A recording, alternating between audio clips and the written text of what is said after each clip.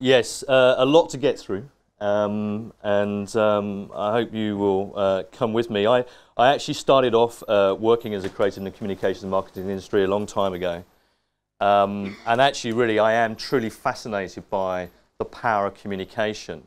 And I wrote a book in 2005 called Communities Dominates Brands, which kind of looked at the sort of changing relationships between media and brands, because I came from a marketing communications world, and sort of described that as what I thought was really important for brands and businesses to think about how they're going to engage more meaningfully with their consumers.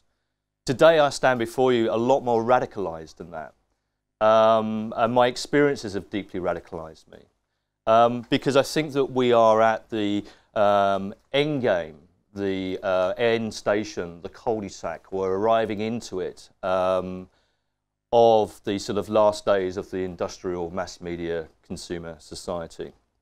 And it's got some very profound implications for all of us. And I think that we are in really kind of epochal moments of change, all of which every one of us in this room must and should play a meaningful role in that, and I'd like to explain to you why I think that is.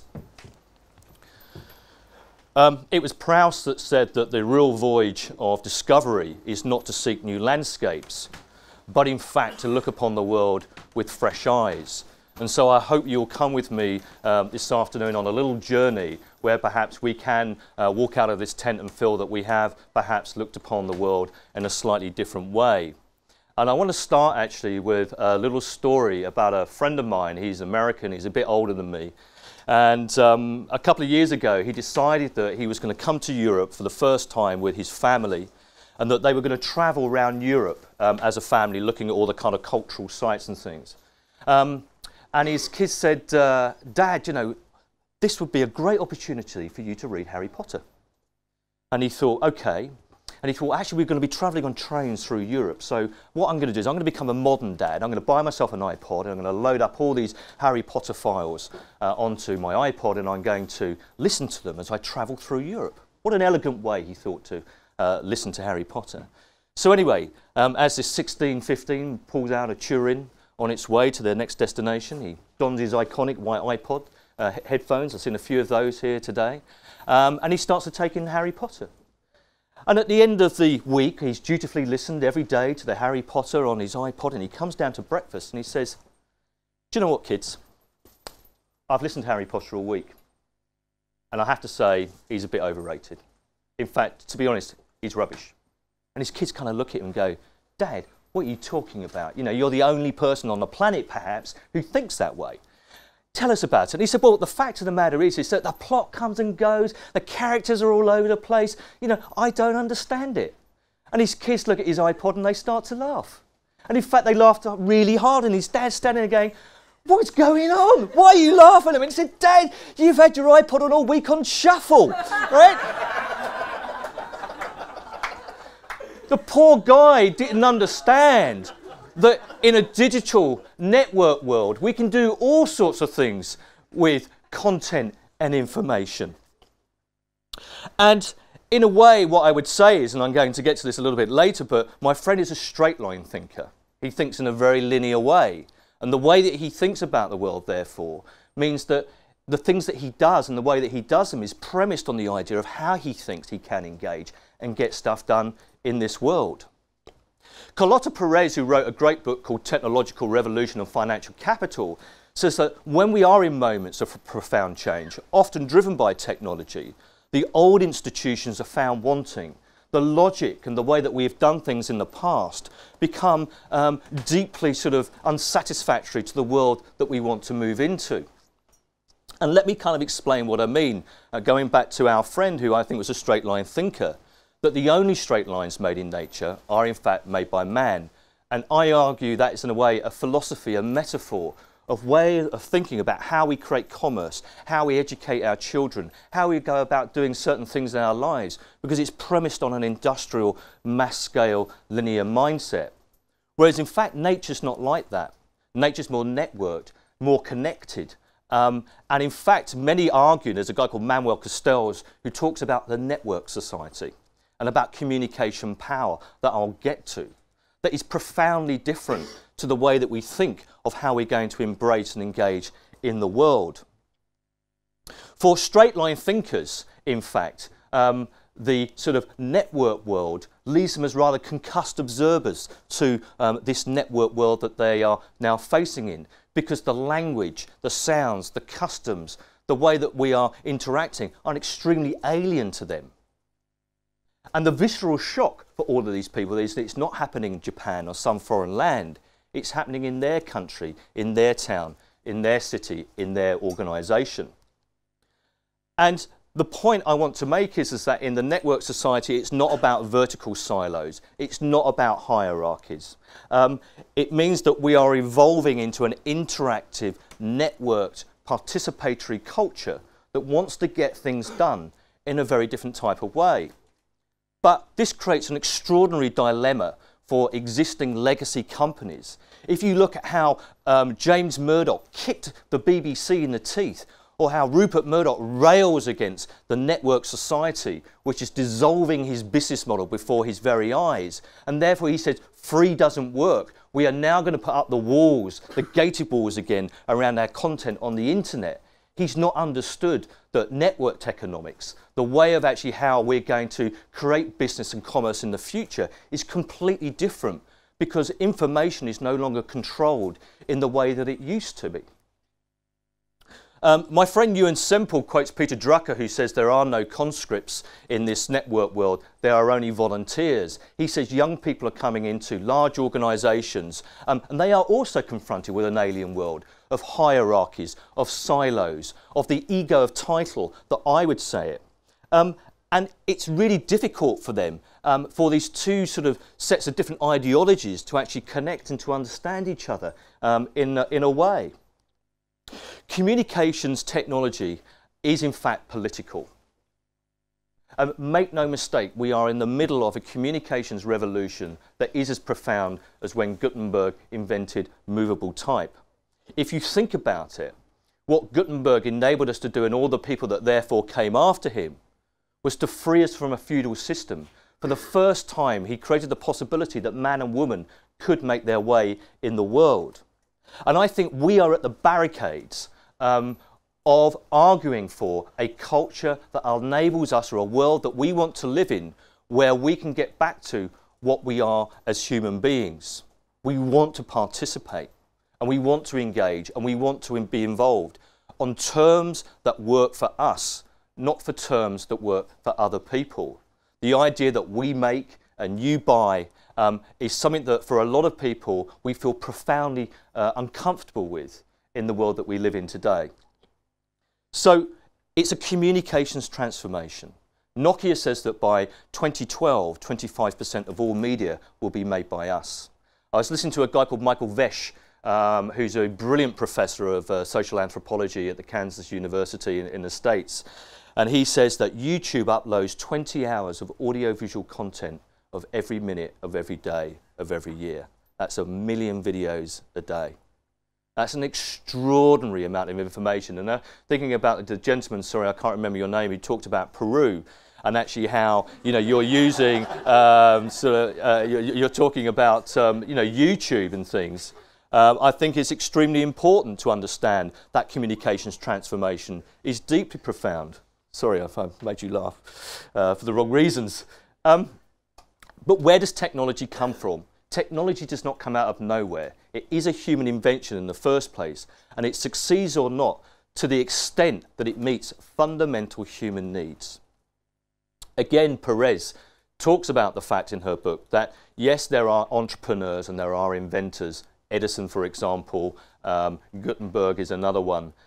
But we look upon those inventions as a society at a certain point of its installation into society, and we decide what are we going to do with that technology to really enable us.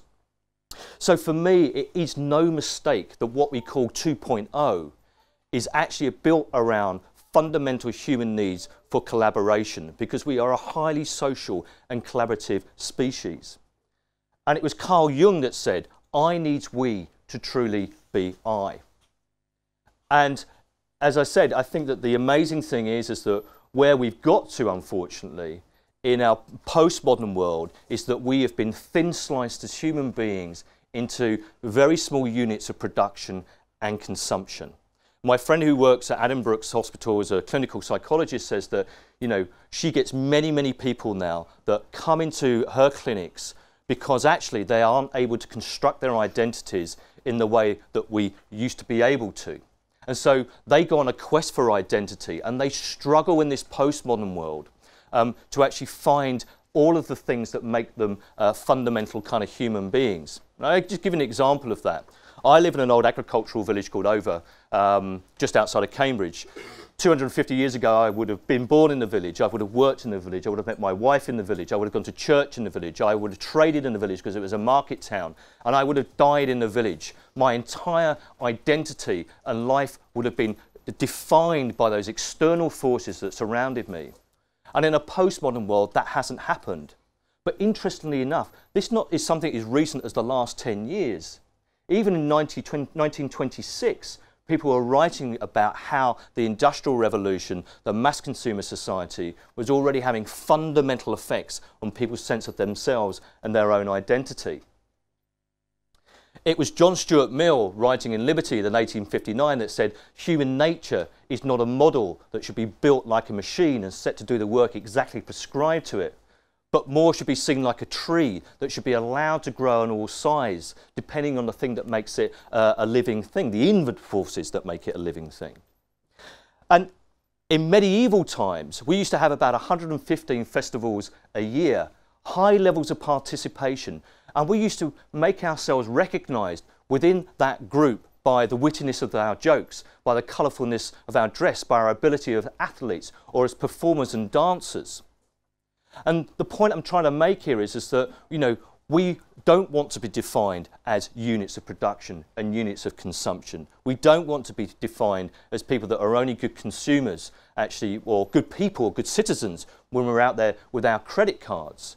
And I think we are at a point of deep spiritual crises because we are living in this country anyway in a very deeply secular society where we've lost the moral anchors in many ways also about what makes us as people. And so I think that there is this sort of real power to want to sort of get back to what we are as human beings. It was George Soros that actually said that he worried deeply, was deeply concerned that we were creating a closed society and one in which there was only one thing that was important, the display of and creation of material wealth, which represented what we were as successful human beings. He argued, in fact, that what we should have is an open society, a society which allows us then to create value and see value as represented in all sorts of different ways. And we need a kind of different type of language to think about what that open society means. But I think we're on the way, in fact, to the open society. I think that we realise the patient of the human species is actually quite sick in certain parts of the world. I mean, I'm looking at those young boys in the river earlier and looking how happy they truly were. And I thought about the inner cities where you see people which are actually very unhappy, or the way that people's lives. And that's not what we want to be as people. Anyway, the open society, therefore, should not just satisfy us, it should inspire us all. And I would say that actually I'm very humbled to be talking here today and to listen to all the people, because in a sense, the types of ideas, the range of ideas that we've been sharing over the last few days, for me is representative of a more open way of sharing knowledge and information and thinking about how that reflects on us as people.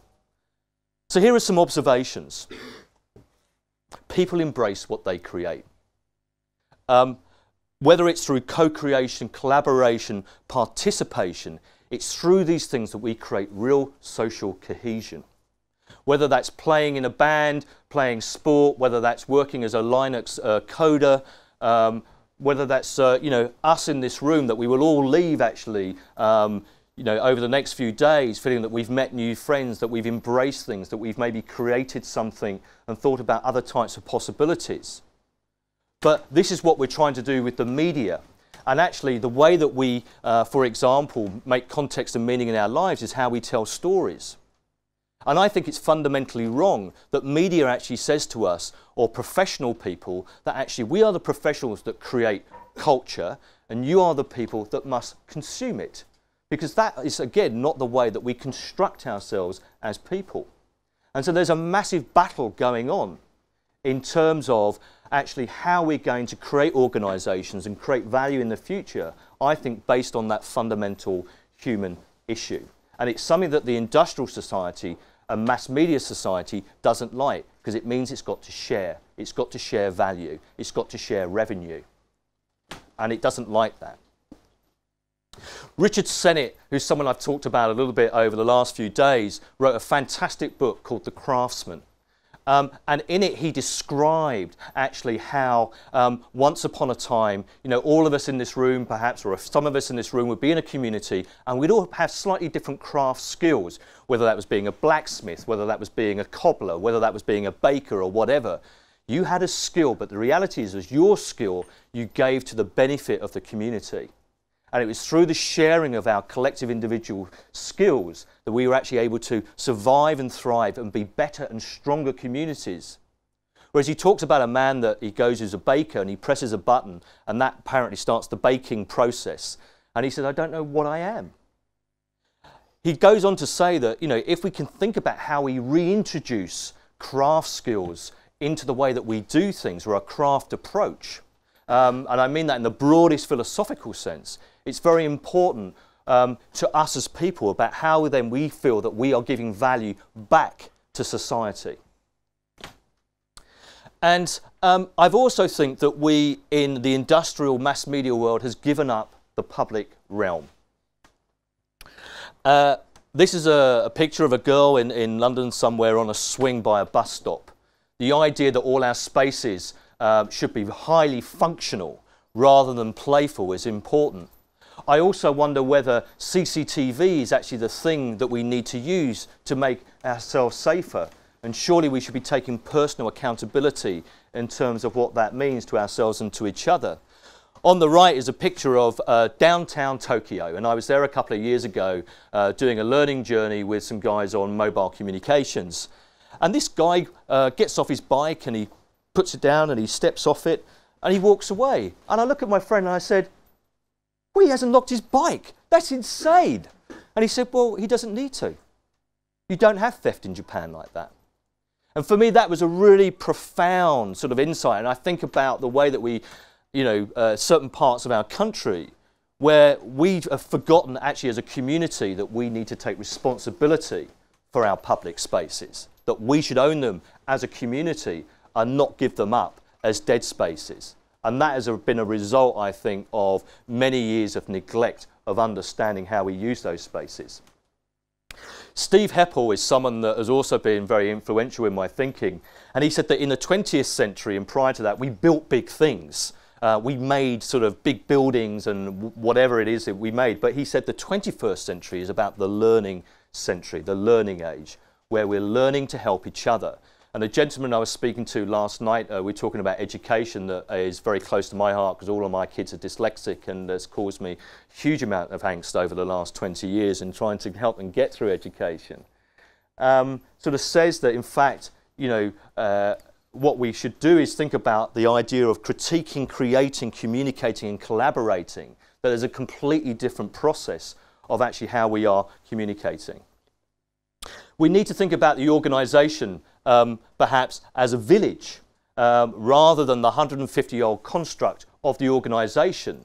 And in a village where, again, its rich variety of people working and collaborating together is extremely important for us to think about a different way of organising ourselves. And we need to deschool business schools, I think. It was Ivan Illich that talked about the deschooling of societies. And somebody once said to me, you know, well, business actually is a social science. So surely, I know this is the Eden Project, but shouldn't this what be a business school looks like, where we understand our connection to the world and nature and to ethics and a way of working, which is completely different? And it was John Seddon who talked about the fact that in a linear world, we try and work on bits of the system to make them far more efficient. Whereas what happens is you never look at the whole, and as a consequence of that, what you get is catastrophic failure, something that he directs, in fact, or looks at in terms of the NHS, where in fact their desire to work efficiently means they're not working effectively. And we need to simplify. I wish I'd got a picture of Gabriel's axe, because I would have liked to replace it here, because I think that's an extraordinary piece of beauty that he created. But equally, I think that this is something that we can think about in terms of how we could or should simplify our lives in ways that make more sense. So we need a bit of a language. We need a different type of language, perhaps, that describes this world. And I just want to run through these very quickly because I know I'm running out of time. Well, we've got to think about the fact that the world is networked. We've got to think about lightweight solutions to what we do. We've got to think about how we become more flexible. Maybe also as organisations and the way that we lead our lives. Perhaps we should be more adaptive and be prepared to adapt to the things that confront us. We should think about Creative Commons and the way that we maybe use our culture and content to be more open in the sharing of it. And we definitely should be more open source in the way that we work, and I've heard that word used a few times today. We need deep context. I can remember, and I'm sorry, some of you may not disagree, but standing in 1985 in Wembley Stadium listening to Bruce Springsteen play the first bars of The River on his harmonica made the hairs stand up on the back of my neck. So where do we, and how do we find that deep context and all the things that we do, which brings a more powerful communication and engagement with people? We need to embed sociability into everything that we do, whether that's in the digital sphere or whether that's in the physical sphere. How do we make sort of environments more sociable? Because if we make them more sociable, then we want to spend more time in them. The world is definitely going to be more mobile. It's not online or offline, it's only blended reality, okay? That is the way we experience the world. I hate the word digital. Networked economics, how we think about how we share, how we create commerce, and how we incentivize each other to actually get more out of what we put into things. We need to be collaborative and participatory. We need to think about social innovation, people coming together from all walks of life to maybe share their views on how they could make something better for a local community. It is about I and it is about we, and we cannot separate those two things. It is absolutely about trust and transparency. It's about shared collective joy, the idea that we can all share things together and get enjoyment out of that. And it is a read-write culture that we live in, and we can't ignore that. It's about collective intelligence, how we collectively share our knowledge and pull that. It's about taking different types of information and putting that together, what we call mashups, that allow us to create different types of knowledge and value. It's hyper-local, but it's also super global. This is Lauren Luke, who's a 21-year-old young lady, a single mum from Newcastle, wondering how she would get a job and make a living. And she started Panacea 81, showing people how to put makeup on their faces. She is a global internet sensation, running a global business out of her bedroom. It's about technologies of cooperation. It's not Web 2.0. It's not the emphasis on the technology. It's about the collaborative ability to amplify human talents of cooperation. And it's about lifelong learning. We can no longer stop and think that we've learned everything. We have to learn something new every day and think about how we apply that to our own unique life journey. It's about individual and collective accountability. And it is grassroots. In case you haven't recognised, there's a picture of some people having a lovely chat over breakfast this morning. It's about craftsmanship, permeable flows of information, and it's about being playful. How can we make our daily lives playful and enjoyable? Surely that's a far better way to be living. And coming to the end, there's a guy called Bill Bailey. There he is. He's an ugly man, isn't he? But he's actually very funny. And I use this when I talk to technologists sometimes, and I say, Bill's sometimes asked how he comes up with his jokes. And Bill stands and he says, do you know how I come up with my jokes? I start with a laugh and I work backwards. What do I need to do to create that amount of laughter? Thank you very much.